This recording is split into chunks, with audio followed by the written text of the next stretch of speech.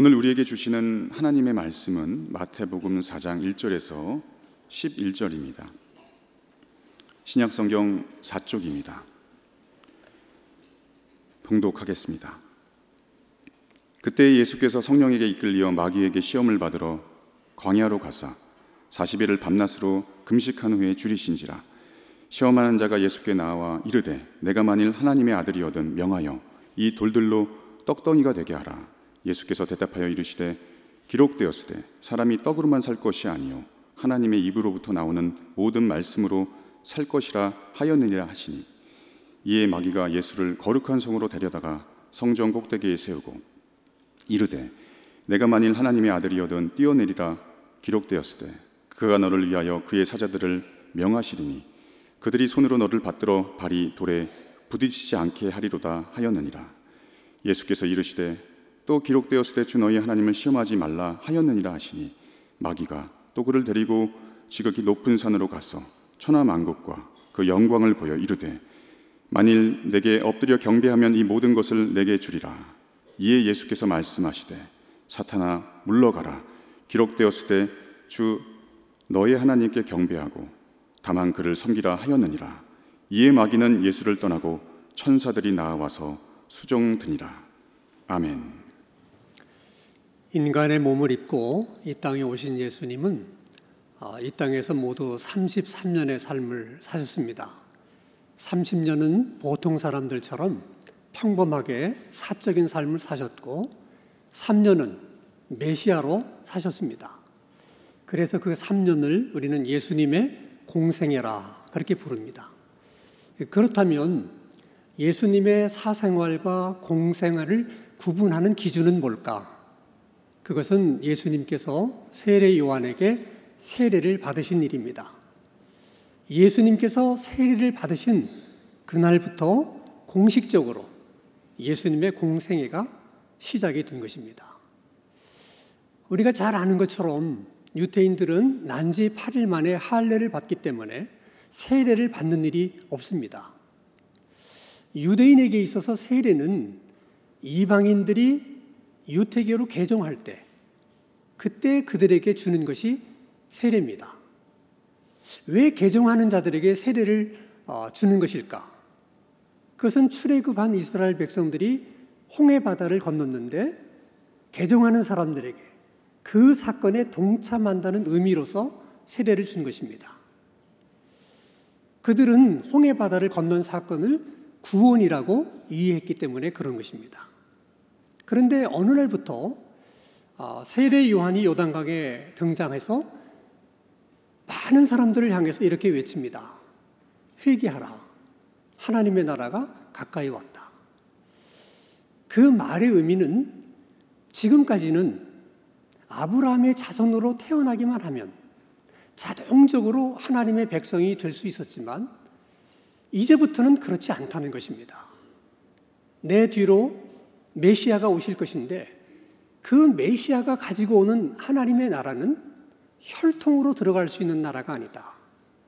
이방인이든 유태인이든 다 자기 죄를 회개하고 죄사함을 받아야만 그 나라에 들어갈 수 있다.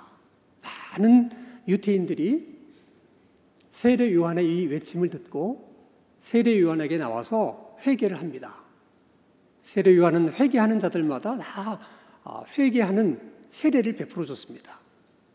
문제는 예수님까지도 요단강에 와서 세례 요한에게 세례를 받았다는 것입니다. 아니, 왜 예수님이 세례를 받았을까?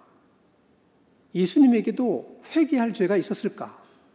그렇지는 않습니다. 우리가 잘 아는 것처럼 예수님은 모든 죄인들을 대표해서 모든 죄인들을 대신해서 세례를 받으신 것입니다. 그러나 예수님의 세례에는 그런 뜻만 있는 것이 아닙니다. 우리가 예수님의 세례를 받으시는 장면을 면밀히 관찰해 보면 예수님의 세례와 일반인들이 받는 세례에는 확연히 다른 점이 있습니다. 예수님은 세례를 받으실 때 하늘이 열렸고 성령이 비둘같이 임했으며 특별히 하늘에서 소리가 들렸습니다. 하늘에서 무슨 소리가 들렸는가? 여러분, 마태복음 3장 17절의 말씀입니다. 하늘로부터 소리가 있어 말씀하시되 이는 내 사랑하는 아들이요 내 기뻐하는 자라 하는 소리가 들렸습니다. 중요한 것은 이 말씀은 시편 2편 7절의 말씀을 인용한 말씀입니다. 그럼 시편 2편 7절은 뭐라고 말씀하시는가? 내가 여호와의 명령을 전하노라. 여호와께서 내게 이르시되 너는 내 아들이라. 오늘 내가 너를 낳았도다. 하나님의 이 말씀은 왕이 왕으로 즉위를 할 때 하신 말씀이에요. 지금 왕으로서 즉위하는 이 왕은, 이 사람은 하나님께서 세운 왕이다. 그걸 말씀하시는 것입니다. 그런데 왕이 즉위를 할 때 하셨던 그 말씀을 지금 예수님이 세례 받으시는 그때 똑같이 말씀을 하셨다는 겁니다. 그게 무슨 의미가 있겠습니까? 지금 세례를 받는 이 예수가 메시아다. 지금 세례를 받고 있는 이 예수가 내가 세상을 구원하라고 너희들에게 보낸 메시아다. 이것을 하나님께서 직접 말씀하신 거예요. 하나님이 예수를 메시아라고 소개를 하셨고 이 예수가 메시아라는 것을 확인까지 해주신 것입니다. 그래서 예수님이 세례를 받으신 다음에 사람들이 살지 않는 광야로 나가서 40일을 금식하면서 그곳에서 시간을 보냅니다. 왜 사람들이 살지 않은 광야로 나갔을까? 그리고 예수는 왜 40일을 금식하며 그곳에 계셨을까? 자, 여러분, 선거를 통해서 대통령으로 당선되신 분은 그 다음날 대통령으로 취임하는 게 아니에요. 전임 대통령이 퇴임을 한 후에 대통령으로 취임을 하게 됩니다. 그때까지 일정한 시간이 있어요. 기간이 있습니다. 이때 대통령으로 당선된 분들은 대부분 그 기간 동안 내가 대통령으로 취임하게 되면 임기 동안에 내가 어떤 정책으로 이 나라를 통치하고 이 나라를 다스릴 것인가 구상도 하고 많은 생각을 정리하기도 합니다. 그런 것처럼 예수님에게도 그런 시간이 필요했다는 거예요. 내가 이제 메시아인데 내가 사람들에게 어떻게 내가 메시아인 것을 알릴 것인가? 그리고 이 메시아의 사역을 어떤 방법을 통해서 내가 해야 되는가? 이런 것들을 생각하는 시간이었다는 것입니다. 그런데 그때 마귀가 예수님을 찾아와서 유혹을 합니다. 자, 여러분, 마귀의 입장에서 유혹을 하는 목적이 뭐겠습니까? 유혹에 넘어가도록 하기 위해서 유혹을 하는 것입니다.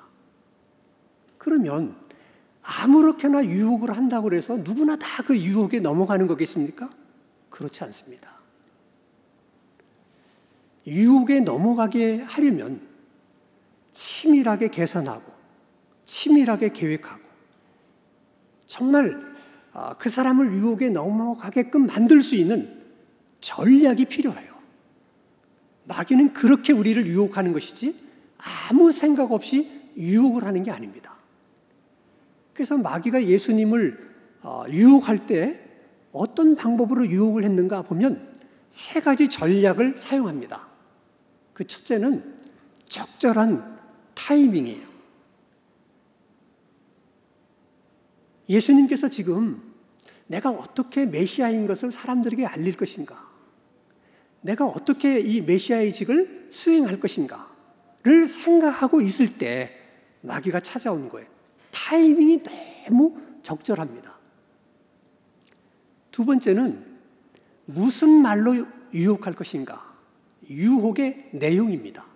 이게 중요한 것은 낚시를 하는 사람들이 낚시를 할 때 자기가 낚고자 하는 물고기가 어떤 물고기인가? 그것에 따라서 미끼가 달라질 수밖에 없습니다. 그 물고기가 좋아하는 미끼를 사용해야만 미끼를 물 수 있는 확률이 높아지거든요. 마귀도 마찬가지입니다. 그 사람을 유혹할 때 어떤 말로 유혹을 해야, 어떤 내용으로 유혹을 해야 잘 넘어갈 것인가, 그 아이템을 잘 선택한다는 것입니다. 그리고 세 번째는 아무리 내용이 좋다 하더라도 그 내용이 설득력이 있어야 돼요. 마귀에 유혹하는 말이 유혹을 당하는 사람의 입장에서 설득을 당해야만 유혹에 넘어가게 되는 것입니다. 지금 마귀는 예수님을 유혹할 때 이 세 가지 전략을 다 동원합니다. 자, 첫 번째 유혹입니다. 네가 만일 하나님의 아들이거든, 그 말은 네가 만일 메시아이거든, 그 말이에요. 네가 메시아이거든 이 돌을 떡으로 만들라. 언뜻 생각해 보면 돌을 떡으로 만드는 것이 왜 유혹이 될까? 예수님의 마귀의 그 말을 듣고 예수님의 마음이 흔들릴 만큼 그게 유혹의 말이었을까 하는 것입니다. 유혹이 될 수 있는 말입니다. 돌을 떡으로 만들라 하는 이 마귀의 말은 이런 뜻을 담고 있습니다. 네가 메시아라 할지라도 사람들이 너를 메시아라고 몰라본다면 메시아인 것이 무슨 소용이 있겠느냐? 가장 중요한 것은 사람들이 너를 메시아로 아는 것이다. 일단 메시아로 알아야 너를 믿고 따를 수 있지 않겠느냐? 그러면 어떤 방법으로 네가 메시아인 것을 사람들에게 드러낼 것이냐? 어렵게 생각할 것이 없다. 돌을 떡으로 만들면 된다. 왜냐하면 모든 사람들이 원하는 메시아는 돌을 떡으로 만들 수 있는 메시아다. 떡의 문제를 해결해 줄 수 있는 메시아를 사람들이 원한다. 이 말은 정말 예수님에게는 설득력이 있는 말이에요. 그게 설득력이 있다는 것을 어떻게 알 수 있느냐? 여러분, 예수님의 공생의 3년 동안 많은 기적들을 행하셨지만은 백성들이 가장 열광했던 예수님의 기적은 보리떡 5개와 물고기 2마리로 5,000명을 먹이셨던 오병이어의 기적입니다. 그 기적에 대한 백성들의 반응이 어떠했을까? 여러분, 요한복음 6장 15절의 말씀을 보겠습니다. 그러므로 예수께서 그들이 와서 자기를 억지로 붙들어 임금으로 삼으려는 줄을 아시고 다시 혼자 산으로 떠나 가시니라. 사람들이 예수님을 억지로 왕으로 삼으려고 했다는 그 말은 정말 백성들이 돌을 떡으로 만드는 그런 메시아, 자기들의 떡의 문제를 해결해 줄 수 있는 그런 메시아를 원했구나 하는 것을 알 수 있는 것입니다. 그러면 예수님께서 이런 유혹을 받으셨을 때, 마귀로부터 이런 말을 들었을 때 예수님은 도대체 무엇을 생각하셨을까? 아마도 출애굽한 이스라엘 백성들을 생각하셨을 것 같아요. 자, 출애굽한 이스라엘 백성들이 광야에서 40년을 삽니다. 그 광야에서 40년을 사는 동안 하나님은 정말 돌을 떡으로 만들어 주셨던 것처럼 하늘에서 만나를 만들어서 그들을 먹이셨어요. 40년 동안 이스라엘 백성들은 노동하지 않고도 떡을 얻을 수 있었습니다. 적어도 40년 동안은 떡의 문제로 염려하거나 걱정할 필요가 없었습니다. 그래서 어떻게 됐습니까? 그래서 그들이 침이 마르도록 하나님께 감사하고 하나님을 찬양하고 그래서 더 열심히 하나님을 섬겼습니까? 그렇지 않습니다. 그랬음에도 불구하고 그들은 끊임없이 하나님을 원망하고 불평했습니다. 나중에는 자기들이 애굽에서 노예로 살던 시절 먹었던 음식, 그 노예의 음식을 그리워하면서 하나님이 주신 만나를 아주 형편없는 음식인 것처럼 혹평을 하고 불평을 했습니다. 그래서 예수님이 이렇게 생각했던 것 같습니다. 돌을 떡으로 만들어서 인간을 구원할 수 있는 것이 아니고 떡의 문제를 해결해 준다고 해서 인간을 구원할 수 있는 것이 아니고 돌 대신에 내가 떡이 되어야 되겠다. 그래야 인간을 구원할 수 있겠다. 그래서 예수님이 요한복음 6장에 보면 내가 하늘에서 내려온 생명의 떡이다. 너희 조상들은 광야에서 만나를 먹었지만 죽었던 것처럼 나를 먹는 자들은 그렇게 죽지 않을 것이다. 이 생명의 떡을 먹는 자들마다 영원히 살 것이다. 그렇게 말씀하신 것입니다. 근데 여러분, 마귀의 유혹을 거절하는 것도 쉽지 않은 일이지만 마귀의 유혹을 거절하면 생각하지 못했던 어려운 일들을 겪을 수밖에 없습니다. 그것은 마귀가 주는 어려움들이에요. 예수님의 경우를 한번 생각해 보십시오. 예수님께서 예루살렘 성으로 입성할 때 많은 사람들이 예수님을 향해서 호산나를 외쳤습니다. 그러던 그 많은 사람들이 갑자기 똑같은 그 입으로 예수님을 십자가에 못 박아라, 예수님을 십자가에 못 박아라 외치게 됩니다. 왜 이렇게 사람들이 돌변하게 된 것입니까? 마귀의 말대로 예수님이 돌을 떡으로 만들지 않았기 때문에 그렇습니다. 그들은 예수를 왕으로 삼으려고 했지만 그것을 예수님이 거절했기 때문에 예수님은 그런 일들을 겪으셔야만 했던 것입니다. 그럼에도 불구하고 예수님을 단호하게 이 마귀의 유혹을 거절합니다. 그리고 말씀하십니다. 성경에 기록하기를 사람이 떡으로만 사는 것이 아니라 하나님의 입으로 나오는 모든 말씀으로 살 것이라고 말씀하셨다. 이렇게 하나님의 말씀으로 마귀의 유혹을 물리칩니다. 자, 첫 번째 유혹이 먹히질 않자 마귀는 재차 두 번째 내용을 들고 와서 예수님을 유혹합니다. 네가 돌을 떡으로 만들고 싶은 마음이 없다면 좋다.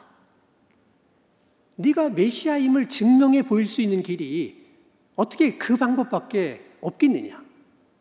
그리고는 예수님을 성전 꼭대기로 데리고 가서 뛰어내리라 이렇게 말합니다. 그 말인즉슨 세상 사람들이 원하는 메시아는 내가 메시아라고 하는 사실을 확실하게 보여줄 수 있는 표적을 원합니다. 네가 성전 꼭대기에서 뛰어내리면 그것만으로도 네가 메시아라고 하는 충분한 표적이 될 수 있다. 그리고 그것은 어려운 일이 아니다. 왜냐하면 성경에 기록하기를 네가 성전 꼭대기에서 뛰어내리면 하나님께서 천사들을 보내서 네 발을 돌에 부딪히지 않도록 해주겠다고 그러지 않았느냐. 어려울 게 뭐가 있느냐. 뛰어내려라.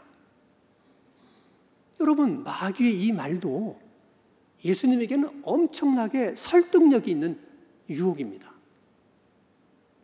그것을 여러분 어떻게 알 수 있습니까? 성경을 보면 예수님 공생의 3년 동안 바리새인과 서기관들이 끊임없이 예수님에게 요구했던 것이 뭔 줄 아십니까? 표적입니다. 네가 입으로만 메시아인 것처럼 말하지 말고 네가 메시아라고 하는 것을 확실하게 증명해 보일 수 있는 하늘의 표적을 보여달라. 그렇게 요구했어요. 그때 예수님은 표적을 보여주지 않았습니다. 그리고 이렇게 말씀하십니다. 내가 너희들에게 보여줄 표적은 요나의 표적밖에는 없다. 그 말씀은 이후에 내가 십자가에서 너희들의 죄를 대신해서 죽은 다음 3일 만에 부활하게 될 것인데 이것이 내가 메시아라고 하는 표적이다. 그때서야 너희들은 그 표적을 보고 내가 메시아인 줄을 깨닫게 될 것이다. 라고 말씀하시는 거예요. 이때도 예수님은 마귀의 그 말을 들으면서 무슨 생각을 했을까? 똑같이 출애굽한 이스라엘 백성들을 생각하셨던 것 같습니다. 여러분, 출애굽한 이스라엘 백성들만큼 하나님의 많은 기적을 체험한 민족이 없어요. 하나님의 표적을 그렇게 많이 본 백성들이 없습니다. 그래서 그들이 하나님을 열심히 섬겼습니까? 그렇지 않습니다. 그렇게 많은 하나님의 기적과 표적을 보면서도 끊임없이 하나님이 우리 가운데 계신가 하고 하나님을 시험했습니다. 그래서 하나님으로부터 책망을 듣게 되고 어떤 경우에는 하나님의 심판도 받게 된 것입니다. 예수님이 이 마귀의 유혹을 거절했기 때문에 또 예수님은 정말 생각할 수 없는 수모를 겪게 돼요. 그 내용이 마가복음 15장 30절에서 32절에 기록되어 있습니다. 한번 같이 우리가 읽겠습니다. 시작. 내가 너를 구원하여 십자가에서 내려오라 하고 그와 같이 대제사장들도 서기관들과 함께 희롱하며 서로 말하되 그가 남은 구원하였으되 자기는 구원할 수 없도다. 이스라엘 왕 그리스도가 지금 십자가에서 내려와 우리가 보고 믿게 할지어다 하며 함께 십자가에 못 박힌 자들도 예수들을 욕하더라. 무슨 말씀입니까? 내가 우리를 구원하기 위해서 원 메시아라고 말하지 않았느냐? 그러면 너부터 구원해라. 십자가에서 내려와서 너부터 구원하고 그리고 우리를 구원해라. 우리는 힘이 없어 십자가에 매달려 있는 그런 메시아를 원하는 것이 아니라 십자가에 매달렸다 하더라도 뛰어내릴 수 있는 그런 메시아를 원한다. 뛰어내리면 우리가 다 너를 메시아로 믿고 따르겠다. 이게 얼마나 여러분 예수님의 마음을 흔드는 거겠어요. 예수님이 만약 십자가에서 내려올 능력이 없었다면 그건 유혹이 될 수 없습니다. 그러나 예수님은 십자가에서 뛰어내릴 능력이 있으셨어요. 그래서 유혹이 되는 겁니다. 그러나 그때 주님은 이렇게 생각합니다. 십자가에서 내려오는 그런 기적이나 표적을 통해서 인간을 구원할 수 있는 것이 아니라 오히려 힘이 없는 자처럼 끝까지 십자가에 매달려 있어야만 인간을 구원할 수 있는 것이다. 주님은 성전에서 뛰어내리지 않으셨기 때문에 십자가에서도 내려오지 않을 수 있었던 것입니다. 그리고 마귀에게 말합니다. 성경에 기록하기를 주 너희 하나님을 시험하지 말라 하셨느니라. 그 말은 하나님이 주신 능력을 가지고 하나님의 뜻대로 사용하지 않고 자기를 과시하려고 하는 목적이나 자기의 존재감을 드러내려고 하는 그런 이유로 하나님의 주신 능력을 사용하는 것은 하나님을 시험하는 것이다. 그래서 두 번째 유혹도 하나님의 말씀으로 물리칩니다. 첫 번째 유혹도 실패했고 두 번째 유혹도 실패한 마귀는 마지막 카드로 예수님을 유혹합니다. 예수님을 높은 산으로 데리고 가서 순식간에 천한 만국을 보여주고 그의 영광을 보여줍니다. 그리고 말합니다. 내게 엎드려 경배하면 내가 이 모든 것을 네게 주겠다. 지금 마귀가 예수님에게 주겠다고 하는 그 내용을 우리식으로 얘기하면 세상 권력, 정치 권력을 말하는 것입니다.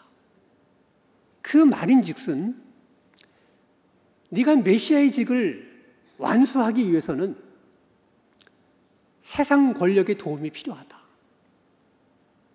정치 권력을 이용할 수 있어야 된다. 네가 세상의 권력이나 정치 권력의 도움을 받지 않고 그것을 이용하지 않고 쉽게 메시아의 직을 수행할 수 있겠느냐? 그것은 어려운 일이다. 지금 그렇게 말하고 있는 것입니다. 이것도 여러분 예수님의 마음을 흔들 만큼 굉장히 설득력이 있는 유혹입니다. 그걸 어떻게 알 수 있습니까? 여러분 성경을 보십시오. 예수님이 공생의 3년 동안 가장 예수님을 못 살게 굴고 괴롭혔던 사람들이 다 누굽니까? 종교 지도자들입니다. 누가 예수님을 십자가에 못 박으라고 그랬습니까? 세상 권력을 대표하고 정치 권력을 대표하는 로마의 총독인 빌라도가 그렇게 한 것입니다. 만약 예수님께서 마귀의 말대로 세상 권력을 이용하고 정치 권력의 도움을 받았더라면 절대로 그들이 예수님에게 그렇게 하지는 못했을 것입니다. 그러나 예수님은 그 마귀의 유혹을 거절했기 때문에 그렇게 된 것입니다. 그리고 예수님이 마귀에게 말합니다. 사탄아 물러가라. 성경에 기록되기를 하나님만 경배하고 하나님만 섬기라고 기록되어 있다. 세 번째 유혹도 하나님의 말씀으로 물리칩니다. 세 번의 유혹을 다 물리치게 되니까 마귀는 떠났고 하나님이 천사들을 보내서 예수님을 수종들게 했다. 이렇게 본문의 내용은 끝을 맺습니다. 그러면 예수님께서 마귀에게 유혹을 받으셨다는 이 내용을 이렇게 상세히 성경에 기록하는 이유가 뭐겠습니까? 그 일을 통해서 오늘 우리들에게 하고 싶은 말씀이 있으신 것입니다. 마귀가 하나님의 아들을 유혹했다면 너희들에 대해서는 어떻게 할 것 같으냐? 너희들은 말할 것도 없다는 거예요. 그렇습니다, 여러분. 하나님의 아들을 유혹한 마귀가 목사라고 유혹을 하지 않겠습니까? 장로나 권사라고 유혹을 하지 않겠습니다? 다 우리는 마귀의 유혹으로부터 자유로울 사람이 없습니다. 예수님께서 받으셨던 이 세 가지 유혹은 오늘 우리들도 피할 수 없는 유혹입니다. 문제는 마귀는 끊임없이 우리를 유혹하지만 우리는 그것이 유혹이라고 하는 것조차를 모른 채 유혹에 넘어가게 될 때가 너무나도 많다는 것입니다. 지금도 예수님을 유혹했던 그 마귀는 똑같이 우리에게 말합니다. 돌을 떡으로 만들어라. 이걸 우리식으로 얘기하면 돈만 되면 수단 방법을 가리지 말고 돈을 벌어라. 돈이 중요하다. 돈이 있어야 무엇이든지 할 수 있다. 그렇게 유혹합니다. 그런데 예수님은 뭐라고 말씀하십니까? 사람이 떡으로만 사는 게 아니다. 그 떡으로만이라고 하는 그 많은 예수님도 떡을 부정하지는 않았어요. 떡 같은 건 필요 없다. 하나님의 말씀이면 다 된다. 그러지 않으셨어요. 우리가 살아가는데 떡이 중요하다는 것을 예수님도 인정하셨습니다. 그래서 예수님이 제자들에게 기도를 가르칠 때 매일같이 일용할 양식을 달라고 기도하라. 이렇게 가르칩니다. 그런데 오늘 우리들의 문제는 우리는 필요한 떡을 구하는 게 아니고 일용할 양식을 구하는 게 아니라 우리 욕망을 채워줄 수 있는 떡, 그것을 우리가 원하고 있다는 것입니다. 우리가 살아가는데 떡도 필요하고 하나님의 말씀도 필요해요.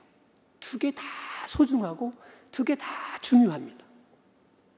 그래도 우리가 떡보다는 하나님의 말씀을 더 중요하게 여기는 이유가 있습니다.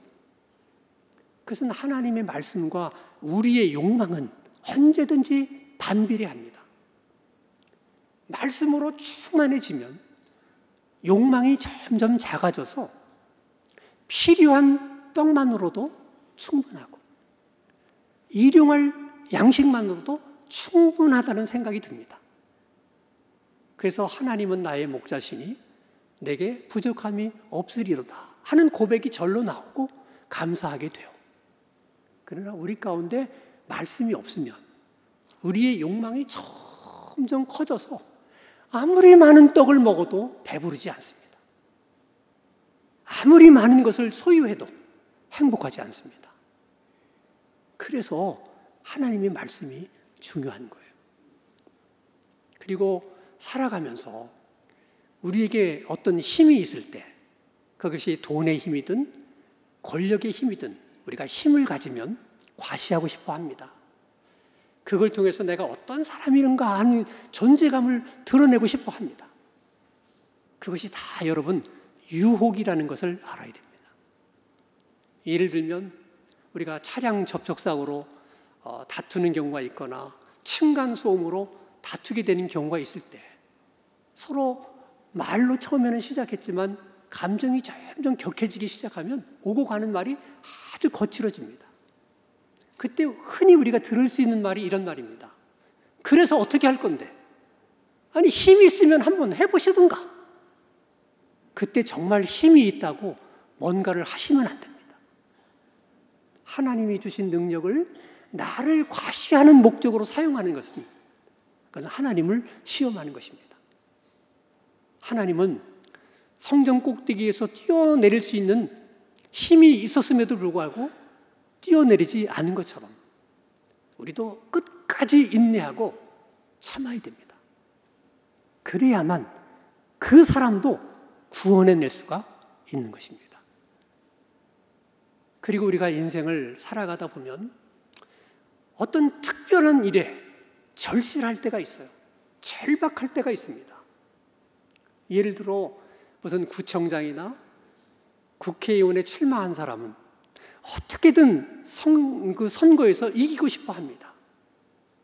선거에서 이기는 문제가 절실한 문제예요. 늘 승진해서 탈락한 사람은 승진하는 것이 절실한 문제입니다.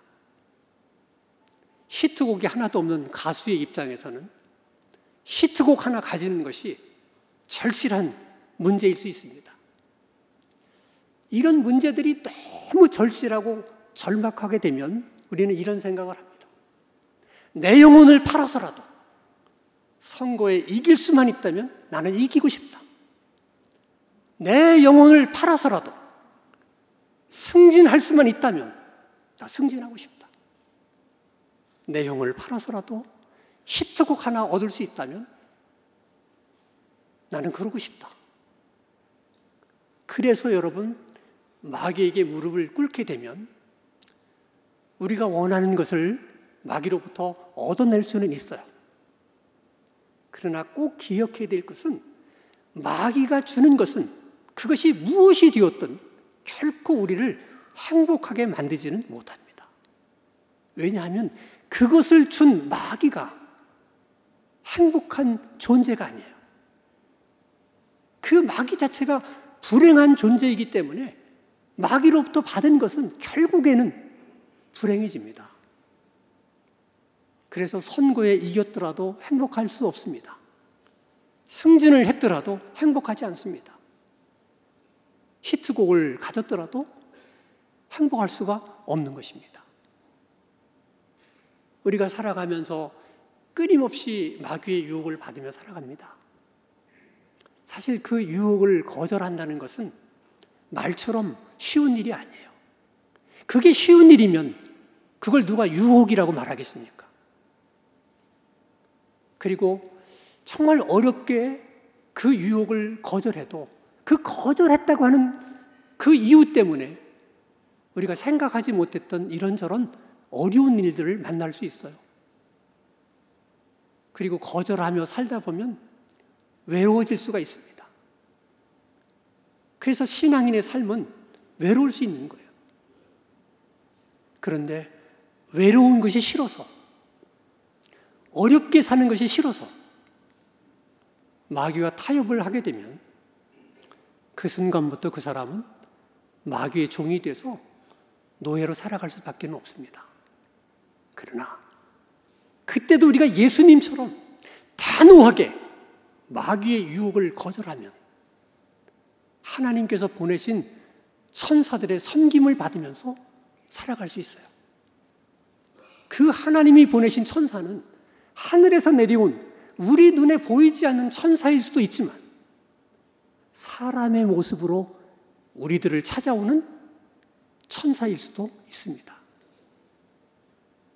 하나님만 경배하고 하나님만 섬기는 그 일이 어렵고 힘든 길일 수도 있고 돌아서 가야만 하는 길일 수도 있지만 그래도 차라리 그 편을 선택하고 차라리 그쪽을 선택해서 하나님이 보내신 천사들의 섬김을 받으면서 살아가는 복된 우리들의 신앙생활이 다 될 수 있기를 바랍니다. 거룩하신 아버지 하나님, 우리들은 너무나도 연약합니다. 우리가 마귀의 유혹에 넘어가지 않도록 늘 우리들을 지켜주시고 또 우리들로 하여금 항상 깨어 있어 기도할 수 있는 기도의 무릎들을 주시옵소서. 마귀의 유혹을 받을 때는 하나님의 말씀이 생각나게 하시고 예수님처럼 틈을 주지 않고 단호하게 그 유혹을 물리칠 수 있는 그런 믿음도 더하여 주옵소서. 예수님 이름으로 기도하옵나이다.